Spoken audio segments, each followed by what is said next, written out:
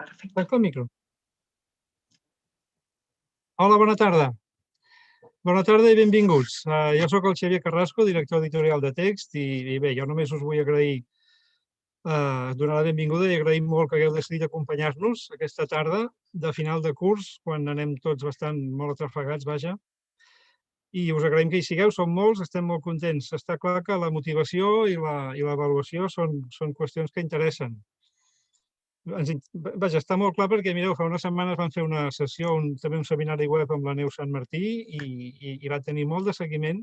Si us interessa recuperar-lo, el podeu trobar al nostre canal de YouTube, buscant al YouTube Neus Sant Martí Text, ja el trobareu. Ella va parlar més aviat de l'avaluació com a motor de l'aprenentatge. Està clar que la motivació també és un motor de l'aprenentatge. Avui parlarem una mica més d'aquest aspecte. Ens ho farà una altra primera espasa. Si vam tenir la Neus fa unes setmanes i vam estar molt contents, avui també ho estem molt, perquè tenim una altra primera espasa per parlar-ne, la coneixeu molt bé, és la Coral Regí, de seguida us la presento, la directora de l'Escola Virolai, l'especialista en educació, la divulgadora, la comunicadora, ja la coneixeu prou. De seguida li passo la paraula, només comentar que hem vist en el xat que ens esteu saludant a tothom, perfecte, us saludem també. Benvinguts, acabeu de saludar tranquil·lament i quan comencin les exposicions us demanaríem que deixeu el xat per fer preguntes, per fer comentaris sobre el text, sobre el que es parla, vull dir. La Coral parlarà mitja horeta i després tindrem una intervenció més curta de l'Anna Canals, la coordinadora pedagògica de text, que parlarà d'aspectes que us interessaran segur relacionats amb els nostres materials. Per part meva res més. Moltes gràcies per ser aquí. Us deixo ja amb la Coral i que tingueu molt bona tarda. Gràcies. Endavant, Coral. Bona tarda a tots. De veritat que és un gust poder estar avui amb vosaltres. Crec que és un tema que dona molt joc i que a més és d'una aplicació molt útil a les aules i que per tant segur que ens pot ajudar a fer millor les coses i a replantejar-nos moltes vegades el repte que tenim de garantir el millor aprenentatge, la millor educació pels infants, pels nois i noies que tenim a les aules. Si nosaltres ens plantegem com volem que sigui l'educació, aquí jo enganxo amb el que plantejava la Neus Sant Martí, que és la mestra de tots nosaltres quan treballem temes d'autoavaluació i autorregulació. Ella ens parlava de la gran potència que té Easy Park, o com ara ens agrada de dir, el feed forward. Aquest acompanyament a l'alumne perquè continuï avançant. Està clar, i no és el que avui tractaré, però sí que val la pena emmarcar, que estem en un entorn on realment les coses estan canviant i s'estan accelerant excessivament. Fa 4 anys, quan la Irina Bokova, la directora general de la UNESCO, a l'informe Repensar l'educació, plantejava que l'educació hauria de ser aprendre a viure en un planeta sota pressió, ningú s'imaginava què seria aquesta pressió. I resulta que aquesta pressió és un virus minúscul que ha fet que realment moltes de les coses, de les pràctiques a les aules, s'hagin desbombat i haguem tingut que recuperar moltes coses essencials, moltes formes de fer i adonar-nos que realment les coses són diferents. Jo no parlaré avui de canvi educatiu, però sí que m'interessa parlar d'algunes coses que són molt claus. Això, aquesta diapositiva, ens l'hauríem de posar quasi com a fons de pantalla quan ens plantegem com hem de fer les coses a l'escola. Durant molt temps, i això és un paradigma antic que ja no és actual, nosaltres plantejàvem una proposta que era educar per la vida, fent que d'alguna manera nosaltres ens plantegéssim que l'educació servia per arribar al món del treball i després d'aquest món del treball, moltes vegades en una mateixa empresa, en un mateix entorn, arribàvem a la jubilació. Avui en dia, i això és una mica el desideràtum de tots, amb aturs, amb coses diferents, però una mica seria el paradigma ideal. Avui en dia, el paradigma emergent, el paradigma que ja es troba ara, és aquesta situació. Fixeu-vos bé que les persones passen a un aprenentatge al llarg de la vida permanent i amb una estructura de contractació al món del treball que puja i baixa com un acordeó.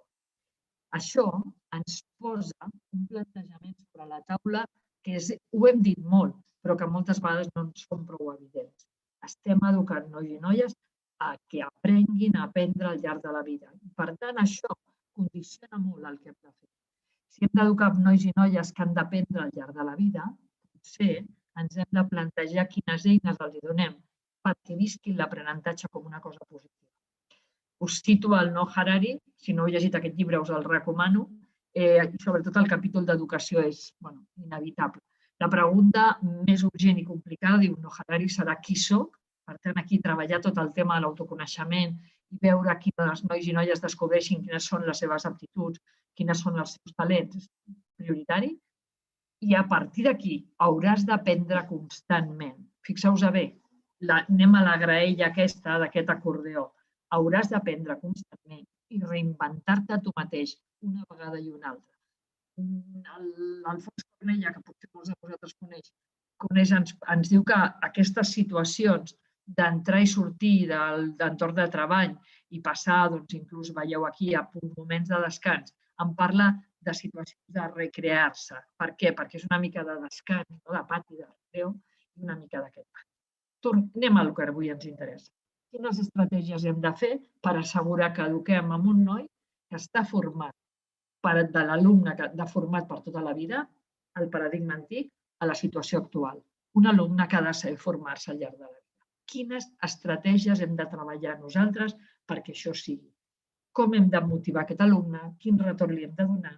Quin forward li hem de donar?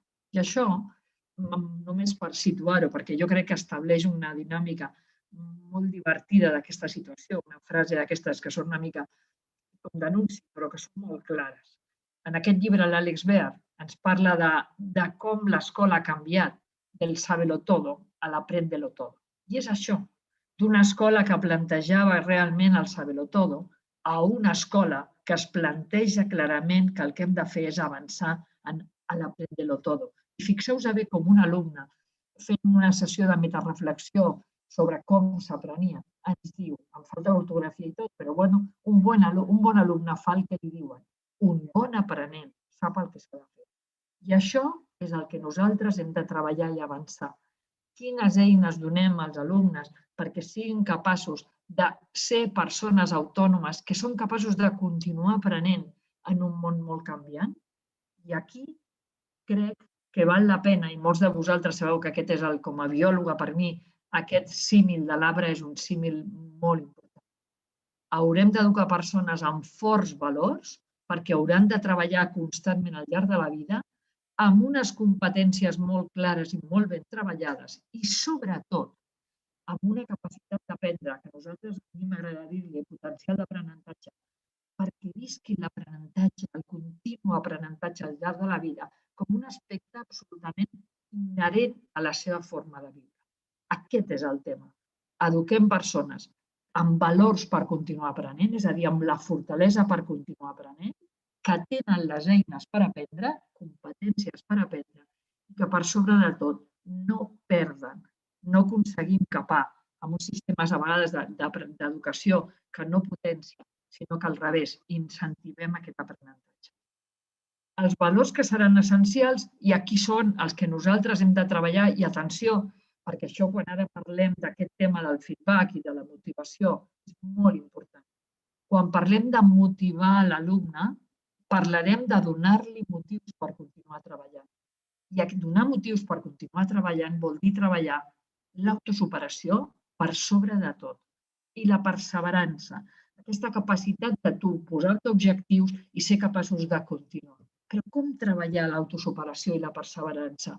Com garantir que estem educant aquests dos valors que, juntament amb la creativitat, seran claus perquè siguin nois i noies preparats per aquest món on viuen? Jo crec que aquí hi ha una importància molt gran de treballar tota aquesta motivació que els ajuda a créixer. I aquí, si nosaltres volem garantir aquest potencial d'aprenentatge, la primera cosa que hem de tenir clara és que motivar és donar motivació. Moltes vegades, quan ens plantegem temes de canvi o de transformació, confonem una mica les coses. Nosaltres el que hem de garantir és que eduquem nois i noies que són feliços, però que són feliços perquè tenen un aprenentatge i unes eines per continuar aprenent al llarg de la vida. I això vol dir que el joc no és donar ànims. Evidentment, l'educació emocional serà determinant, però el que és molt important és que siguin persones que consolidin unes formes de fer perquè hauran de treballar de manera autònoma i, per tant, els hem de donar motius que els empoderin i els facin avançar. I aquí la tasca del mestre no és tant, perdoneu l'expressió, estic sempre caricaturitzant, no és tant la d'animador, que a vegades és aquest joc que ens sembla que moltes vegades hem de fer. No, és un rol d'estar al costat de l'alumne, donant-li motius, fent-li veure els motius que són importants per continuar aprenent, per continuar coneixent, per entrar al món de la cultura, al món de la lectura, al món del coneixement, de la ciència, i entendre que això és una manera de créixer i de continuar aprenent al llarg de la vida. És qui ens diu això. El propòsit de l'educació és mostrar als alumnes com poden aprendre per si mateixos. Fixeu-vos bé que en el fons aquí hi ha aquest acompanyament del mestre perquè l'alumne descobreixi clarament els motius que el fan créixer. I això és clau i fonamental que sigui així.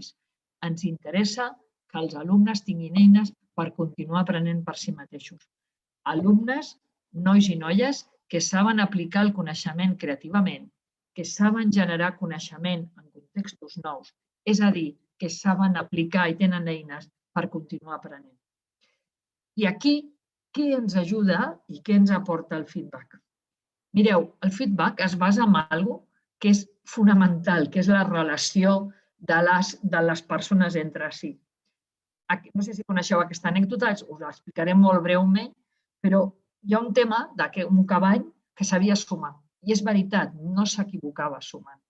El seu acompanyant, el seu mestre, li feia preguntes i el cavall contestava encertadament. Per què contestava encertadament?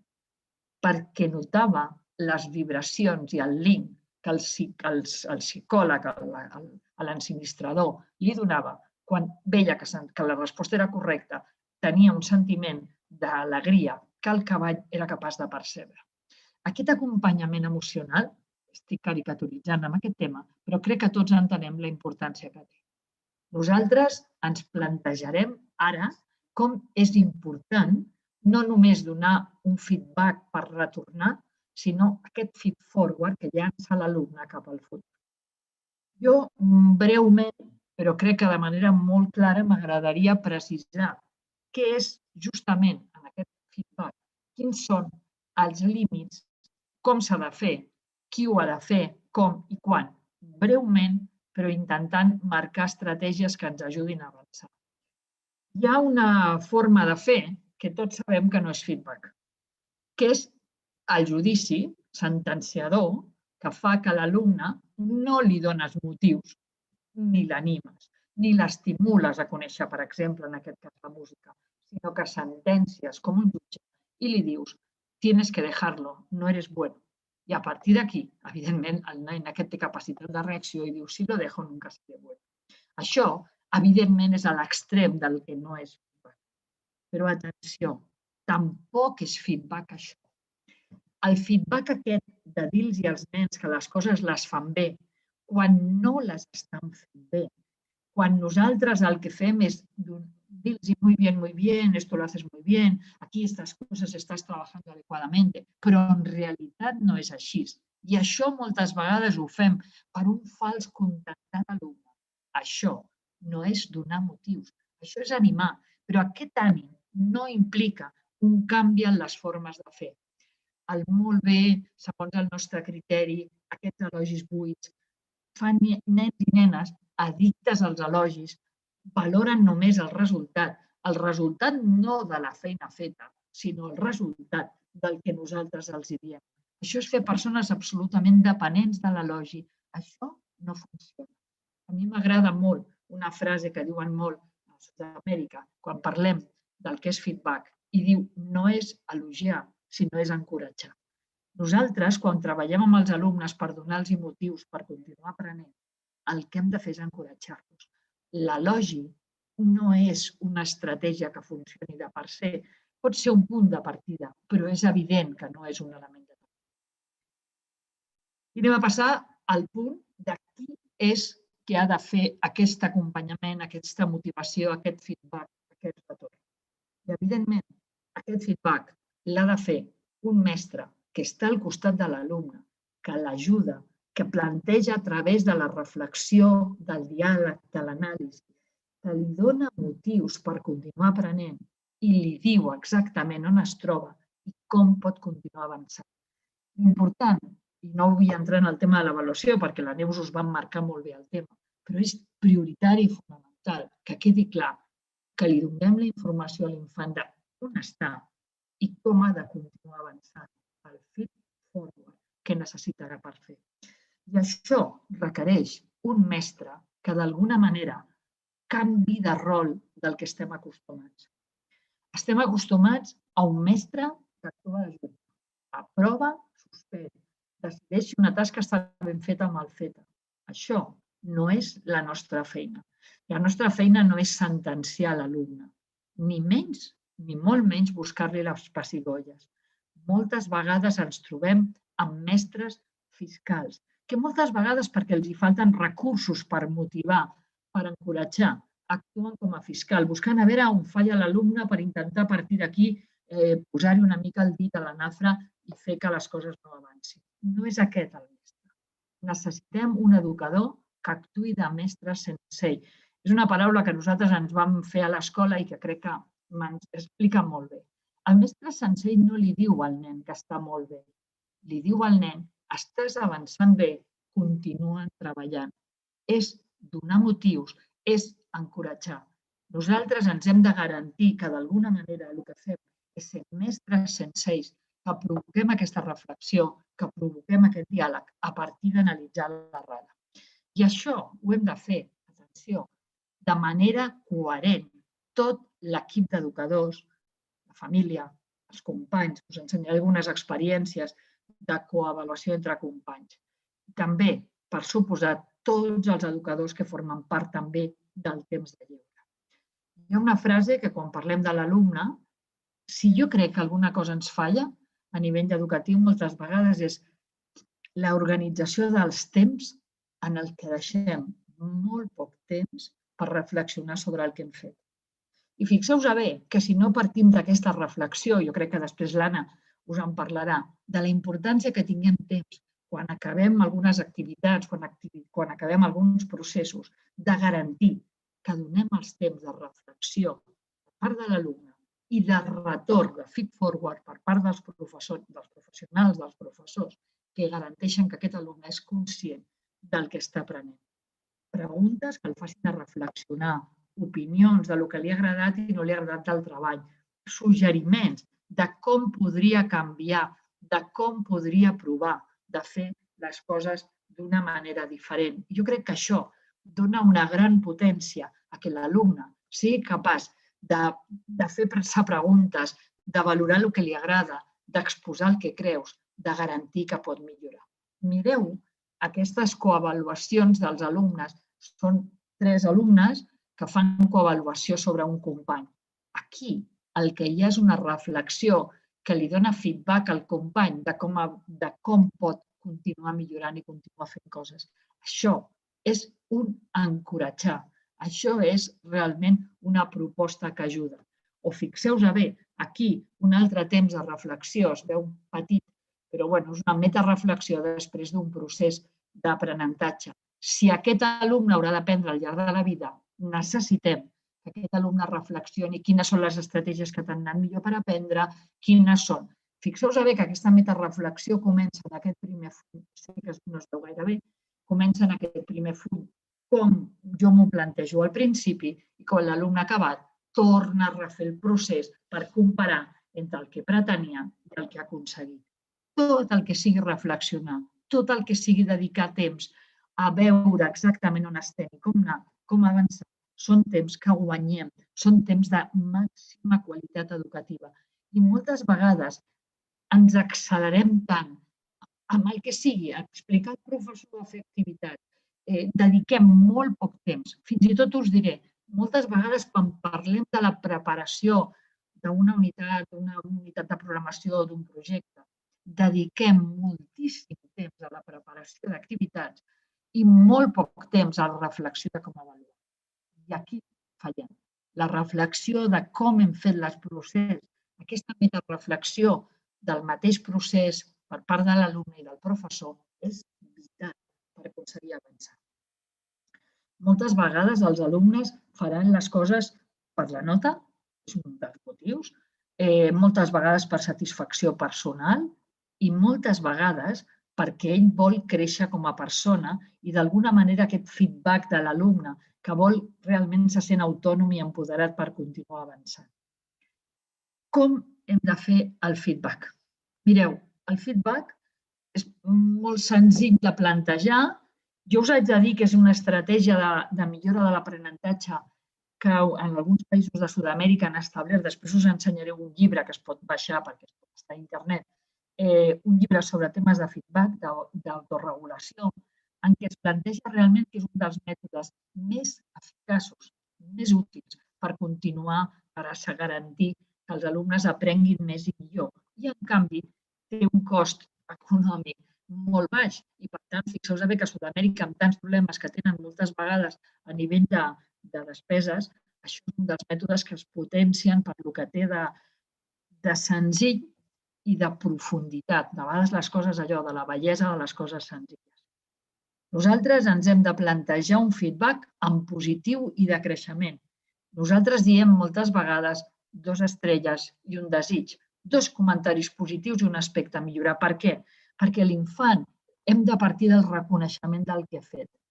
Però de quin reconeixement? Reconeixement del seu progrés i del seu esforç. No reconeixement de l'èxit fàcil, sinó reconeixement del que ell ha aconseguit avançar a través de la seva autosuperació. I, a més, ha de ser un fet centrat de manera molt personalitzada en l'alumne. Els comentaris genèrics no encoratgen. Moltes vegades emmascaren formes de fer. Ja sé que és complicat, però moltes vegades dediquem molt temps a la correcció i dediquem molt poc temps al moment de reflexió i de retorn a l'alumne. Jo us demano que potser busquem estratègies per reduir els temps de correcció i garantim que d'alguna manera donem més temps per reflexionar i conjuntament amb l'alumne donar-los elements i línies de millora. La Neus Sant Martí us ho va plantejar i ho torno a dir, la importància de treballar amb els alumnes sobre les errades. Nosaltres això a l'escola ho hem treballat molt. Celebrem la setmana de l'errada, us ensenyaré algunes imatges, però hi ha elements que hauria de ser absolutament inherent a la nostra forma de fer. Soc bo quan reflexiono sobre les meves errades. La meva darrera errada és la millor oportunitat per aprendre. Això, aquesta mentalitat de que la persona no tingui por d'equivocar-se. Fixeu-vos bé que és el contrari, me'n vaig al principi, quan plantejàvem de l'aprendelo todo. L'aprendelo todo no té por d'equivocar-se. El sabelo todo sí, perquè nosaltres quan plantejàvem el sabelo todo és el nen que és capaç de replicar el que fa el professor i no s'equivoca. Fa exactament això.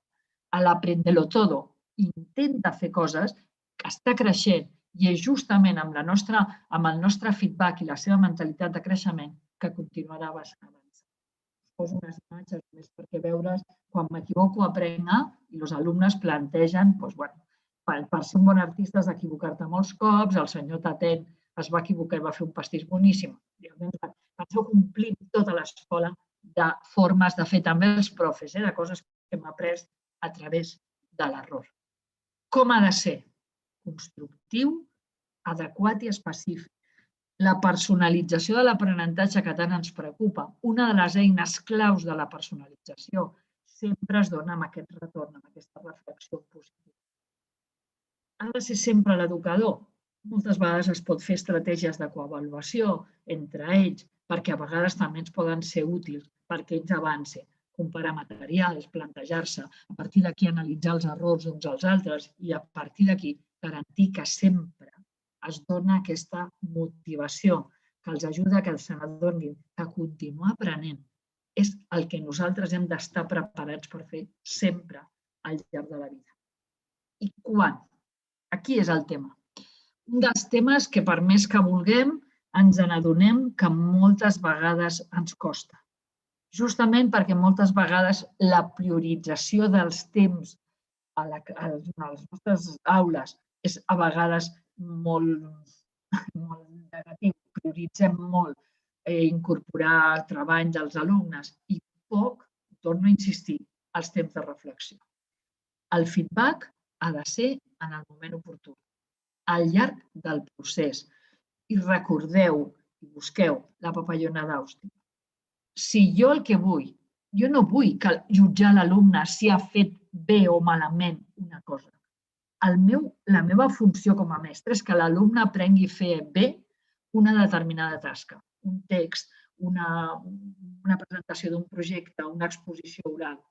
El meu objectiu és que aprengui la competència de fer bé una presentació oral, una composició escrita, una presentació d'un projecte, el que sigui, que la faci bé. Jo no el vull jutjar, jo li donaré informació al llarg del procés perquè a partir d'aquí ell se n'adoni a on ha fallat i tornem a replantejar la situació. I això a la papallona d'Austin es veu molt bé. És un vídeo no molt llarg i que ens aporta una informació utilíssima de com ha de ser aquest feedback. Sempre amb possibilitat de refer, sempre garantint que a l'alumne li donem la informació per continuar aprenent. El feedback ha de ser sempre feed forward, per millorar. L'avaluació ha de ser algo que forma part del procés d'aprenentatge, no per sentenciar, sinó per continuar aprenent, perquè a mi em doni eines de com haig de continuar avançant, quines són les estratègies que haig de tenir present. I això crec que són aspectes molt importants, el que parlàvem abans del cercle. Però jo aquí vull fer un element important, perquè moltes vegades nosaltres hi ha uns extrems, amb totes les coses a vegades ens passem de frenada i en el feedback ens passem de frenada. Ens passem de frenada quan fem això del molt bé, o que bé, que guapos, que bé que ho heu fet, quan no és veritat. I atenció, igual que el cavall se n'adonava de quan feia bé o malament l'operació per la relació que tenia amb el seu ensinistrador, els nens són plenament conscients quan els diem que una tasca els estem dient que és molt bé i en realitat no és la nostra percepció, ni és el que ells pensen després de la feina que han fet. Per tant, atenció al tema de ser absolutament sincers i honestos. Després parlarem un moment d'això. Però l'altre extrem és el de formar persones absolutament dependents de l'elogi. I això és gravíssim. Nosaltres hem d'educar persones autònomes que siguin capaços d'aprendre i de continuar treballant al llarg de la vida. Recordeu el que hem vist de l'acordeó. I això vol dir que nosaltres hem d'anar a un moment en què nosaltres realment donem tot el suport perquè aquest infant, perquè aquest noi tingui totes les estratègies per continuar aprenent. És a dir, li donem tot el suport, tota la confiança en si mateix, totes les estratègies de refer, però quan la planta creix, aquest nen, aquesta nena, aquest noi o aquesta noia ha de ser absolutament autònoma i ha de ser capaç d'autoregular-se per si mateix. No podem fer persones dependents de l'entorn. Hem d'educar persones autònomes, perquè han de viure en un entorn canviant, on hauran de ser capaços d'adaptar-se a aquest acordeó que plantejàvem de formació, de treball, de formació continuat.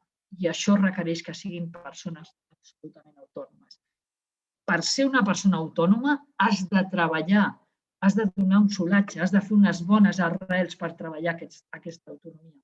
Però a partir d'aquí has d'educar, nosaltres diem, has d'educar per la llibertat. I això és molt important, has d'educar per l'autonomia. Si parlem com ha de ser i com hem de tancar el tema del feedback, és molt important que nosaltres ens adonem que no es potencia amb afalacs, es valora l'aprenentatge que deriva de les errades. Aquesta reflexió de per què t'has equivocat és que l'errada en si mateixa, a banda del que representa de formació moral, de fortalesa del caràcter, implica també una capacitat moltes vegades d'aprendre. Si jo sé que m'equivoco quan faig un text o quan parlo o quan faig una expressió oral o quan acabo un projecte, a partir d'aquí jo analitzar les meves errades, la propera vegada ho podré fer molt millor. Aquests entorns on els nois i noies se sentin segurs perquè vegin que la persona que està al costat no els jutja pel resultat, sinó que està allà per donar-los eines per continuar aprenent. Es troben en uns entorns on realment és fàcil demanar ajuda. I per acabar, unes consideracions globals sobre aquest feedback o feed-forward. Una, són molt senzilles, molt clares, i com això a més queda gravat, es pot repassar quan vulgui. Hem de ser honestos, hem de dir el que pensem sense matisos, però de manera amable, amb un to positiu, perquè els nens i nenes que tenim al davant ens importen com a persones i hem de tenir cura de les paraules i dels gestos. No hi ha cosa pitjor que un professor irònic, després en parlarem d'això. Han de ser concrets i personalitzats. Evitem els comentaris generals. No serveix. Cada nen és una persona i de la mateixa manera que en la correcció fem un tractament individualitzat, encara ho hem de fer més en el feedback. Jutgem les actuacions, les feines, no les persones.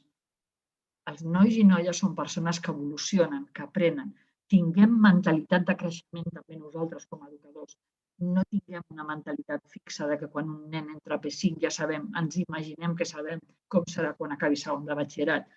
Crec que aquí hem tingut moltes sorpreses i la majoria d'elles positives. Evitem comentaris generals. Té mala actitud, es porta bé. Això no ens ajuda, això no dona solucions de millora.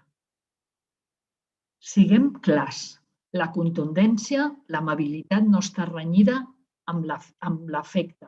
I nosaltres hem de ser en aquest sentit absolutament clars, us he dit, honestos, clars, però amb un caràcter, amb un talent amable. Pregunta. Si les coses no són com són, pregunta-li a l'infant per què ha fet això d'aquella manera, què li ha passat. Analitzar l'errada l'ajudarà a poder reflexionar i fer les coses millor la propera vegada. Els comentaris no són un punt final. El feed-forward es dona perquè l'alumne continuï aprenent i haurà de continuar aprenent al llarg de la vida. Per tant, atenció amb aquestes sentències que els hi fem a vegades que no ens ajuden gens. I 2 consideracions finals. No escriguis comentaris ni enfadats ni eufòrics. Ni és un alumne genial, ni és un alumne 10, ni és un desastre. Atenció amb això. I l'última, us l'he dit abans, però és que per mi és una de les coses que haurien de ser són més tristes com a professors. Evitem el sarcasme, la ironia. A vegades la ironia que no es diu, sinó que l'alumne percep pel tracte que li fem. Això no hi ha manera, per més que no hi ha cap alumne que s'ho mereixi. Els nois i noies són tots persones amb tota la potència que tenen de créixer i aquí nosaltres els hem d'acompanyar perquè aconsegueixin realment el que fan. Ja abans d'acabar, només donar-vos aquest llibre. Està en castellà, és un material, el grup aquest que hi treballa es diu Suma. La senyora que ha treballat és una senyora argentina molt coneguda que es diu Rebecca Anijovic i aquest grup Suma ha treballat moltíssim aquest tema de la retroalimentació formativa i en aquest llibre, que és un llibre que es baixa de PDF, és realment molt útil. Aquí l'ha treballat o ha fet de caixa, jo crec que realment és un material que pot ser interessant per tots. I aquí estem, nosaltres mateixos, els alumnes i nosaltres mateixos, aprenem fent i reflexionant sobre el que hem fet. I d'alguna manera vosaltres direu, això que diu aquesta noia, aquesta senyora, no, això grinyola. No, això es tracta, jo sempre acabo les diapositives amb les sessions amb el colibrí. Tot el que fem a nivell educatiu a vegades sembla poca cosa, però el que és segur és que si nosaltres ens hi posem i comencem, això al final és taca d'oli i aconseguirem avançar amb una proposta diferent. Segur que molts de vosaltres teniu dubtes, qüestions, no esteu d'acord. El que sí, ara primer tindrem la intervenció que ens ajudarà a centrar el tema de l'Anna i a partir d'aquí després obrirem un torn de paraules. Moltes gràcies i fins ara. Moltes gràcies, Coral. Hola, moltes gràcies, Coral. La veritat és que parlar darrere teu em posa en un compromís, perquè tot el que has dit realment ha estat superinteressant, molt lligat, a més, amb el que vam estar treballant amb la Neus Sant Martí, vull dir que ho has vinculat perfecte. Clar, tenim un repte. Les persones que treballem fent materials educatius tenim un repte perquè la nostra feina és donar suport, ajudar els mestres i els docents i els professors a fer realitat tot això a l'aula. Està molt bé marcar el marc, però després a dintre de l'aula estic jo amb els meus alumnes o amb un altre mestre o així, i necessitem ajuda. I necessitem ajuda. Soc jo qui he de fer o pensar com enfoco aquest metaaprenentatge o de quina manera plantejo l'activitat. Això que deies també molt important, de no centrar-se en l'activitat i tenir temps per com començo, com segueixo, com acabo, aquests punts de reflexió. Bé, només a mi intentaré ser molt breu. La idea és això, la idea de la meva intervenció. Jo soc l'Anna Canals, m'ha presentat abans el Xavier, estic a la part de coordinació pedagògica de Text. Ja sabeu que Text és la divisió educativa del grup Enciclopèdia, i fa 30 anys que treballem fent materials educatius i amb molt contacte amb les aules. I la meva intervenció intentarà donar idees i pistes, recursos que tenim nosaltres en els materials per anar concretant, per anar aterrant a dintre l'aula tot això que ha comentat la Coral i que vam comentar l'altre dia amb la Neus. Aleshores, la peça clau sou vosaltres, els mediadors, els docents, els que intenteu incorporar i fer realitat a l'aula tot això que hem estat parlant. Tinc un full ple de punts perquè jo tinc una presentació preparada, però ara hauria d'afegir moltes més paraules i molts més eixos de treball dels que ha apuntat la Coral. Si us sembla, comparteixo pantalla i farem això.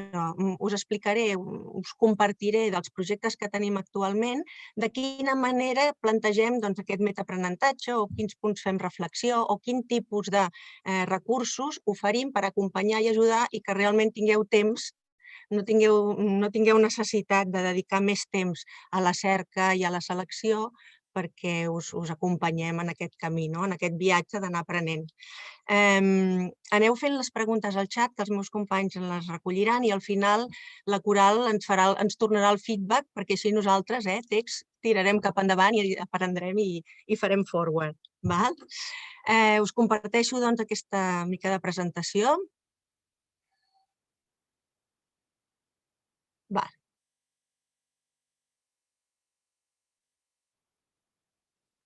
Em sembla que ja es veu.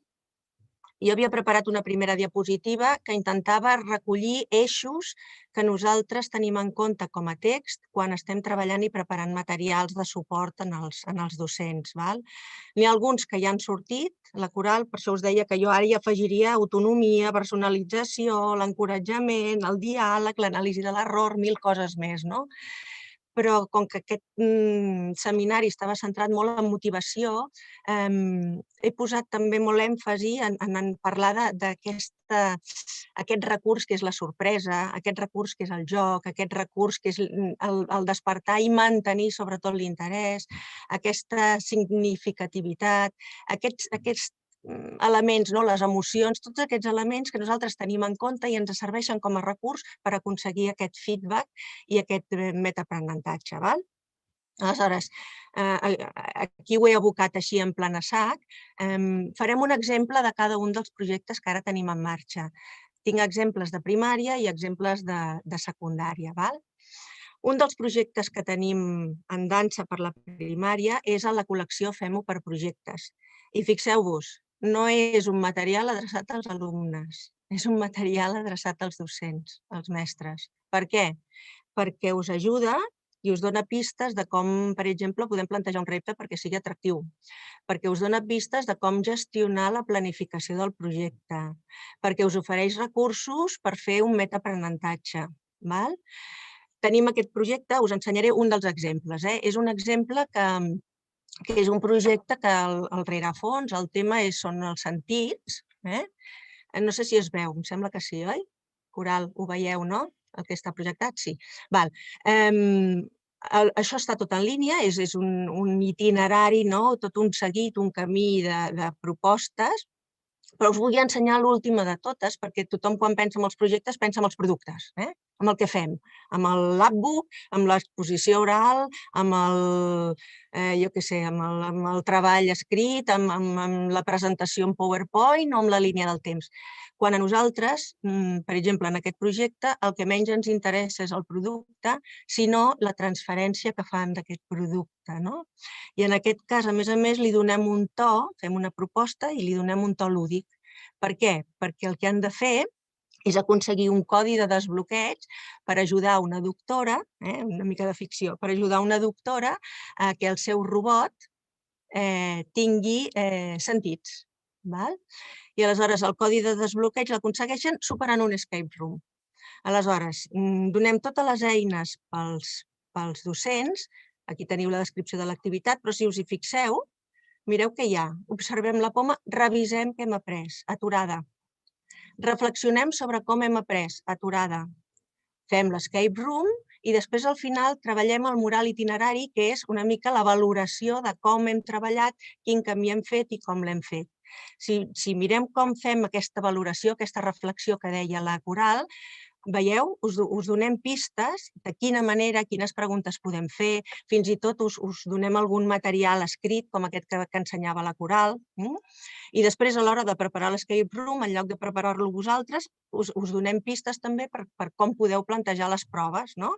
Tot aquest temps és temps que no heu de dedicar a la preparació, perquè si us serveix, si ho trobeu interessant i us agrada i us atreu, primera, que els nens estan encantats, motivats, ens diuen que els agrada moltíssim fer l'escape room, posen en òrbita a la pràctica tot el que han anat aprenent en el projecte i després teniu temps per fer això que dèiem abans, aquesta reflexió de com hem après. Ho fem, m'ha agradat molt, Coral, perquè tu has posat una imatge d'una escala de metacognició també. El mateix que he après, com ho he après, què he de fer per millorar, doncs una mica l'escala de metacognició és això. Què he après, com ho he après, què m'ha resultat més fàcil, difícil o nou. Fixeu-vos que això a vegades ens passa que plantegem activitats tipus això i és el que se salten els mestres. És el que els mestres diuen, això ja no ho fem, anem directament a treballar el sentit, la vista, l'olfacte, i en canvi això és el que realment ens ajuda a aquest aprenentatge continu. Això és un exemple molt concret i potser així fora de context costa una mica de fer-se-la, però perquè veieu que anem incorporant recursos en els diferents projectes. Tenim un altre projecte gran, que és el de Tot Tallers. Tot Tallers són uns 30 tallers setmanals i el que fem és que és un treball molt procedimental amb petites píndoles teòriques. I en tenim de matemàtiques, de llengua, ho fem per àrees. I us vull ensenyar un exemple molt concret que també serveix una mica per motivar, i un dels recursos que fem servir per valorar què hem après i què puc anar aprenent i sobretot per fer aquesta transferència dels coneixements que jo vaig aprenent, és un recurs que fem servir amb un tipus de tallers que són de castellà. En aquest cas és un taller de comprensió lectora. Els tallers van per dimensions, ara no explicarem tot el projecte. Els tallers van per dimensions, no sé si ho veieu molt bé, i les dimensions sempre, cada tipus de taller té una estructura determinada i així vas acostumant a un procés i una manera de treballar, que també és una manera d'aprendre. En aquest cas tenim l'anticipació a la lectura, tenim una lectura, bé, no m'extenc amb això, però el que m'interessa és que aquest tipus de taller tenen un recurs que ens agrada molt i que està molt ben valorat, que és el que en diem els textos discontinus, que són textos que segurament no haurem d'escriure mai, però que ens ajuden a valorar si entenem les coses. Per exemple, aquí estiràvem de la lectura i resulta que al cotxer que sortia a la lectura li han posat una multa i la multa és aquesta, és aquesta. Segurament mai escriurem a la vida una multa, però segurament l'haurem d'interpretar alguna vegada. Aleshores, és un recurs que ens ajuda a valorar, a interpretar i a valorar si els nens entenen o no entenen les coses, per exemple. Me'n vaig amb un altre projecte. Estic fent com pindoletes molt curtes perquè no em vull allargar, que vull que tinguem temps, Coral, de parlar amb tu de les preguntes.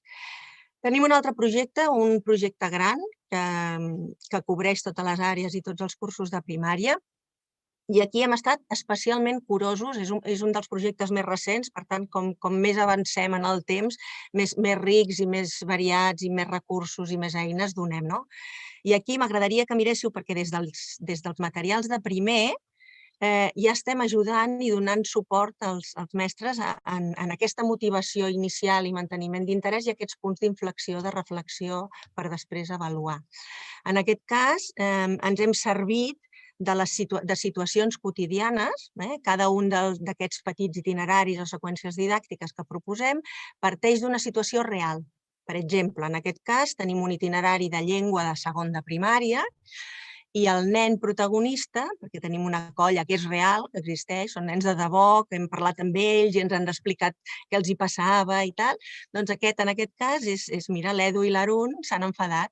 Aquest és l'Edu, és de la colla de primer, de segon, i sembla que tot ha estat un malentès i tal. A partir d'aquí hi ha preguntes, se'n genera un repte, un dubte. Aquest dubte també ajuda a veure cap on hem d'anar, a pensar què sé, què vull saber, com ho vull aprendre. Aquí sota, no sé si ho veieu molt clar, aquí sota, no puc baixar. Bé, no passa res. Aquí sota els plantegem als nens i les nenes cap a on volem anar. Allò del forward, La idea és que quan hagis treballat aquest itinerari, aquestes activitats que et proposem amb companys i tal, la idea és que aprendrem, haurem d'aprendre perquè és important en aquest cas el to que fem servir quan parlem o a llegir els signes de puntuació i així lliguem amb aspectes més lingüístics o a recitar poemes amb diferents entonacions, però tot té i parteix de les emocions en aquest cas. I us el presento, aquest, com us podria presentar qualsevol itinerari, perquè després de fer tot un procés, al final de l'itinerari, que és setmanal, per tant és com a mínim un cop a la setmana, hi ha un treball d'aplicació i transferència, un treball de valoració i un treball de metaaprenentatge. Sabem que això els mestres ho salten, ho sabem, però sabem que, o us recomanem que no ho feu, no? Què més creus que hauries d'aprendre sobre tal? Quin recurs has fet servir per recordar tal? T'ha agradat o no t'ha agradat? Perquè això també és important, no? Això també ens dona pistes als docents per saber si anem bé o no anem bé. En les orientacions didàctiques de la guia teniu una explotació més a fons per treballar aquest feedback que jo dono. I em serveix per la setmana següent enfocar les coses d'una manera diferent. Un exemple molt concret i molt petit.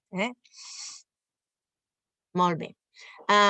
Tenia més exemples aquí, però no em vull extendre.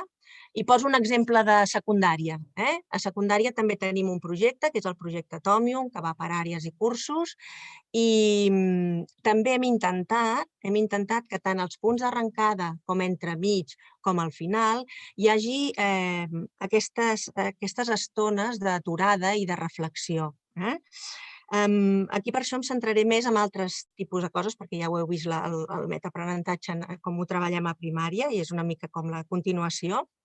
Aquí us vull ensenyar com arrenquem, perquè el començament també és important, aquesta cosa que dèiem de la sorpresa, el donar motius, el saber cap on vaig, l'encoratjar, a part de l'anàlisi i el feedback, que també, però d'alguna manera començo les coses i me les plantejo d'alguna manera. Aleshores, per exemple, us ensenyo una mostra.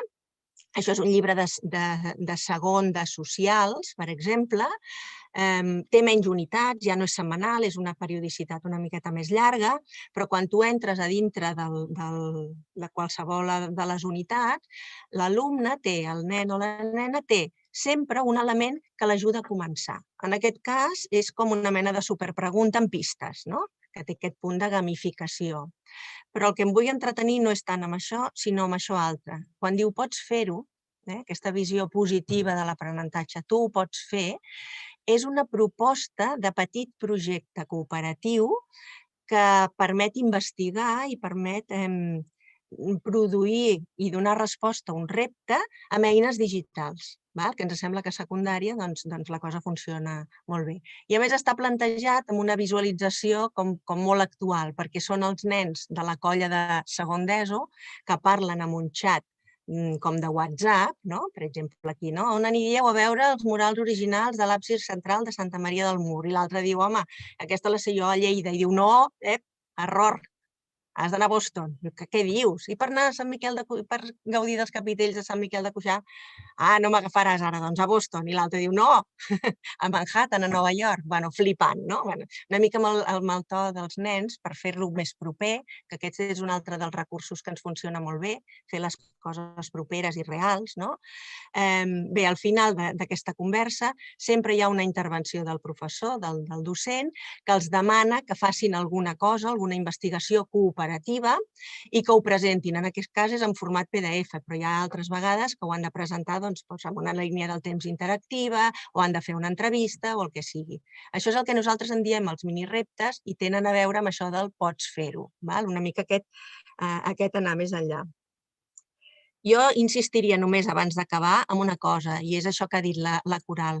No perdem temps preparant molt activitats i deixem de fer aquesta motivació, aquest tirar endavant, aquest acompanyar aquesta reflexió, perquè realment és molt més positiva i molt més aprofitada. I, per tant, creiem, ens agradaria pensar que TECS ajudem a rebaixar la feina que teniu preparant activitats i us pot ajudar tots els recursos que us donem per poder fer aquest altre enfocament de com aprèn i què ha d'aprendre i l'aprenentatge durant tota la vida. Només per acabar, i ja passo la paraula als meus companys que tenen preguntes, suposo que han anat sortint al xat, perquè les contesti la Coral, faré una mica de propaganda. Home, ja que hi som, oi? Faig una mica de propaganda. Si voleu informació de qualsevol dels projectes que he aquí esbossat així molt ràpid, aquí teniu les nostres dades. I una bona notícia, i és que hem començat, hem obert el nostre perfil, el nostre compte d'Instagram. Allà trobareu informació de tota la nostra activitat, tot el que anem fent, les novetats, etc. I si voleu una informació més detallada per l'escola d'algun projecte, doncs ja sabeu, aquí teniu la web, el telèfon i el contacte. Moltes gràcies, espero no haver-me allargat massa, no he controlat molt el temps. Xavier, i deixo de compartir. Molt bé. Xavier, no sé si teniu, a veure, si m'han arribat preguntes del xat. És que nosaltres estem... Perdona? A veure, ara, sí. A veure. Aviam. Preguntes que surten al xat, de moment em diuen els meus companys, diu, quina diferència, Coral, aquesta és per tu, quina diferència hi ha entre feedback i feed forward? A veure, jo crec que quan nosaltres en educació parlem de feedback, estem parlant de feed forward. Però sí que és cert que, clar, el feedback és com tornar, com tancar el cercle, i el feed forward seria aquesta, doncs, tirar cap endavant. És una informació que tu li dones a l'infant, no tant perquè torni enrere, sinó perquè sigui capaç de, diguéssim, entre cometes, de propulsar-se cap al futur, de ser capaços d'aplicar les reflexions que tu li fas o acompanyes que ell faci de cara a futur. Jo crec que, a veure, són d'aquelles paraules, com aquestes paraules moltes vegades venen de temes d'acompanyament d'empreses, etc., que s'incorporen, però que crec que val la pena tenir present. Però jo a mi m'ha agradat molt la proposta que has fet, Anna, d'aquests paràgrafs finals, de les reflexions, d'aquest metaaprenentatge, que en el fons és aquesta reflexió sobre el que has après, què t'ha agradat, perquè això és el que dona el joc, perquè els alumnes siguin capaços de continuar aprenent. Els hem de convertir en bons aprenents, en aprendre-lo todos. I l'aprendre-lo todo ha de conèixer molt bé les eines que l'ajuden a aprendre.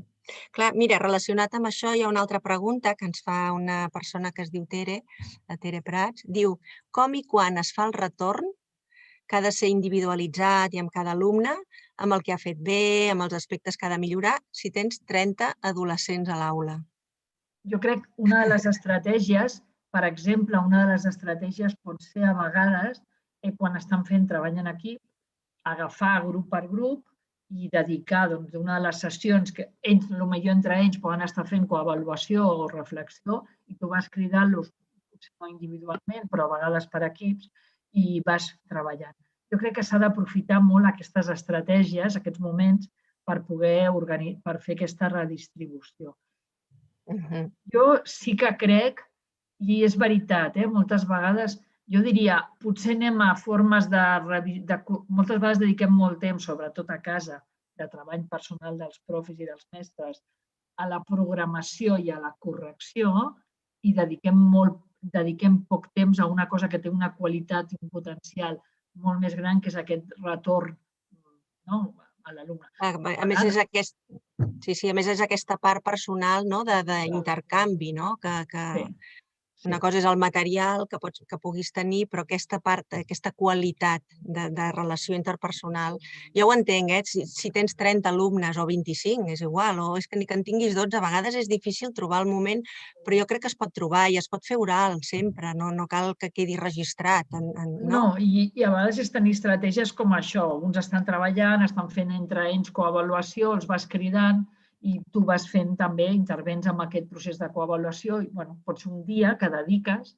Clar, això moltes vegades ens costa.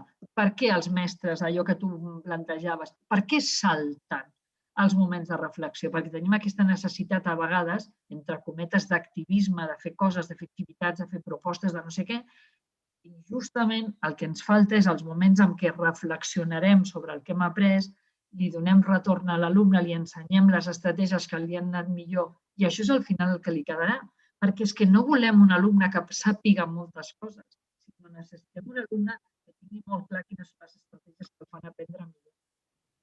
És que això que deies, si dones motius, l'aprenentatge és molt més gratificant per tothom. I a més, si els nens i nenes estan motivats, jo entenc que el docent, el mestre i el professor també ho està, perquè acabes il·lusionant i entra l'energia positiva i tot és com, no happy flowers, No, però flueix. Però sí que és veritat que, clar, entenc que sí, no? Vull dir que és una cosa que...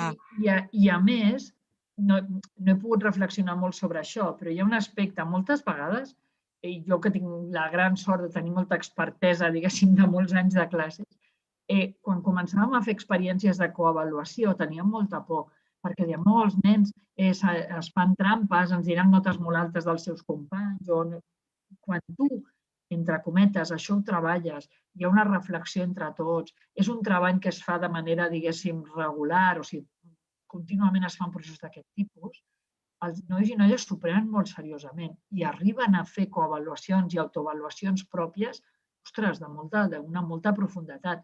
Es tracta de treballar-ho, com tot. O sigui, igual que els nanos dèiem com treballar, doncs les ganes de llegir. És qüestió de posar molts motius i de posar moltes ocasions on els nens i nenes llegeixin, gaudeixin, i això i avui, i demà passat, i al final aconsegueixes aquest gaudi per la lectura. Amb el tema de saber reflexionar sobre el que aprens, el mateix. Es tracta de generar moltes ocasions.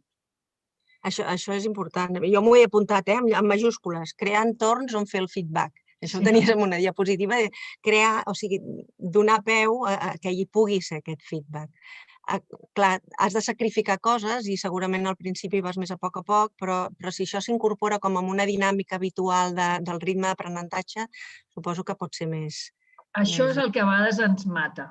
Al principi, els alumnes potser no ho sabran fer, a nosaltres ens costarà, però conforme anem incorporant-ho, ho tindrem absolutament integrat a la nostra forma de fer i als nois i noies els hi semblarà estrany no acabar una proposta didàctica sense fer aquesta reflexió i aquesta metareflexió. Ho tindran incorporat. Això per aquí hem d'avançar.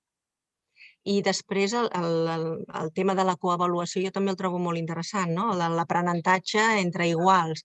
Moltes vegades el mestre intentem ser els mediadors i està molt bé i donar el feedback i tal, però el feedback que et dona un company també és interessant, Quan estan treballant cooperativament encara més, perquè al final són ells els que saben les coses, no?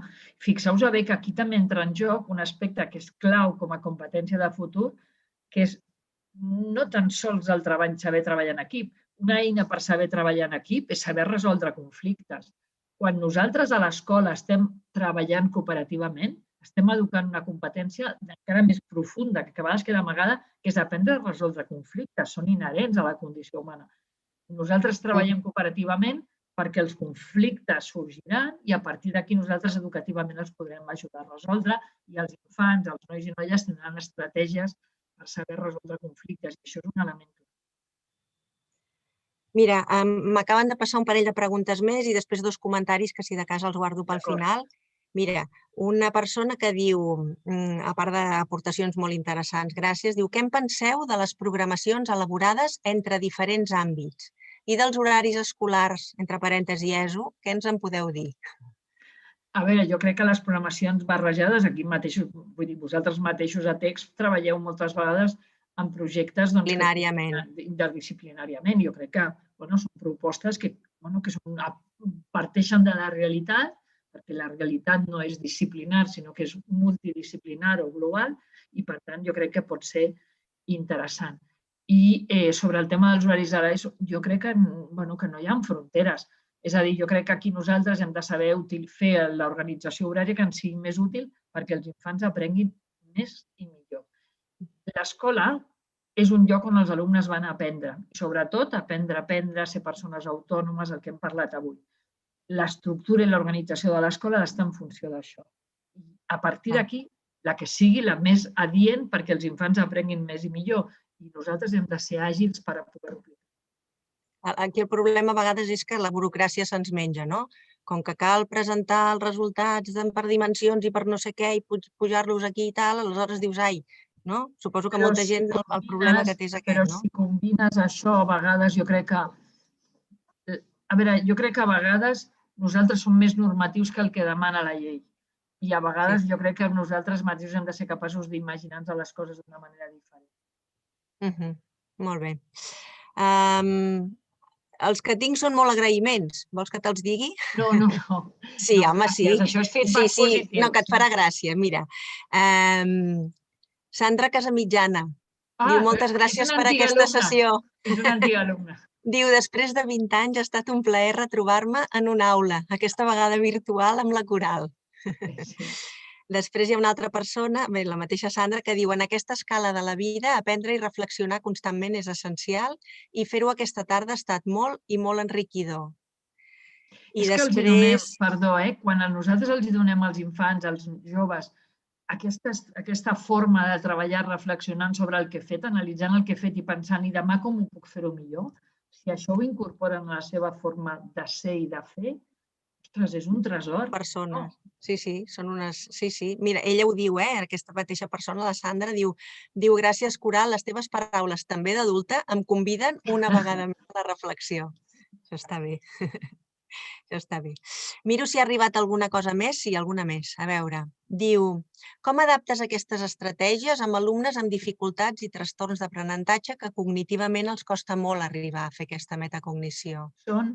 Jo crec que són els que requereixen més aquest feedback d'acompanyament i aquí el que és important és valorar el progrés. És a dir, i aquí per això és molt important que sigui absolutament personalitzat. Aquests nois potser no arribaran, entre cometes, a l'estàndard de suficiència, però nosaltres el que hem de valorar és el que progressen. I llavors, i sobretot, el que ens interessa molt és valorar l'esforç que hi posen.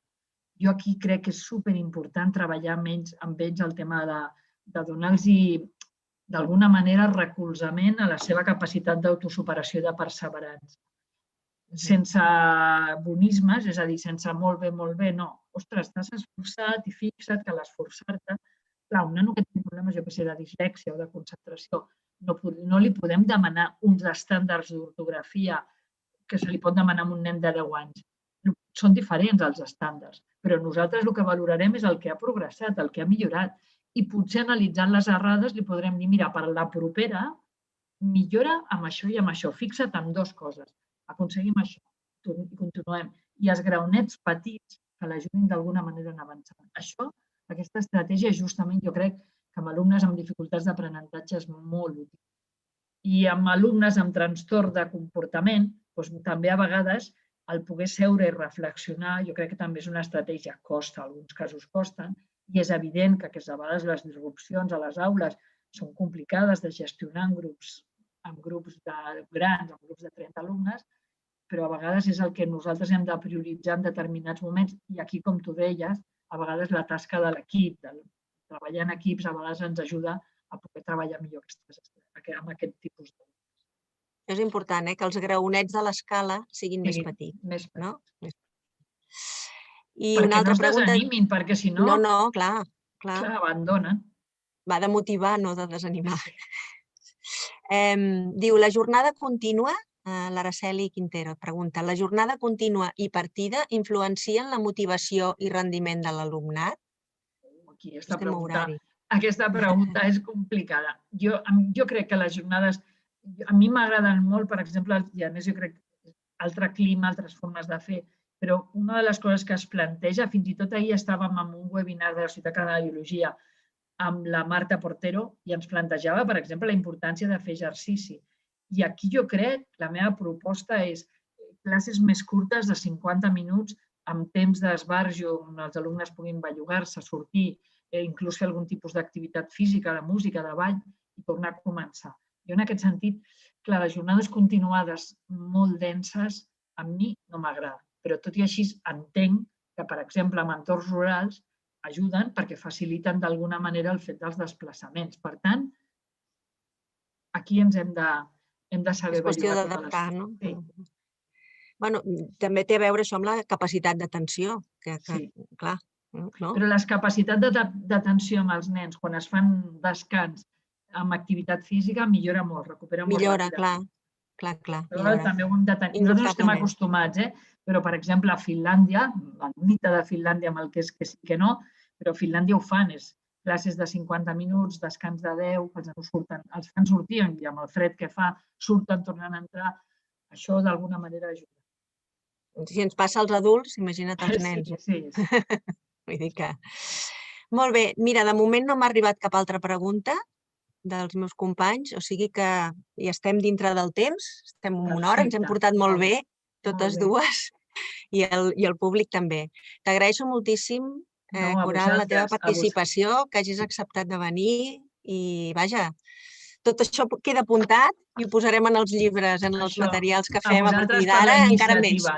En la iniciativa, perquè jo crec que unir aquestes dues maneres de veure, des de la realitat de l'aula i des del disseny de l'editorial, ens ajuda a poder treballar millor. Bueno, és concretar una mica, que a vegades concretar costa. I veure a vegades el que es necessita, que això també a vegades escoltar. Això està molt bé. Moltes gràcies. Doncs moltes gràcies. A veure si ens tornem a veure en un altre seminari d'aquests. A veure si algun dia fem una sessió presencial. Això. Ai, sí. Moltes gràcies a tothom també. Moltes gràcies a tothom també, tots els que heu assistit i heu aguantat fins al final. I bé, us mantindrem informats de les novetats i de tot el que anem treballant. Moltes gràcies. Gràcies.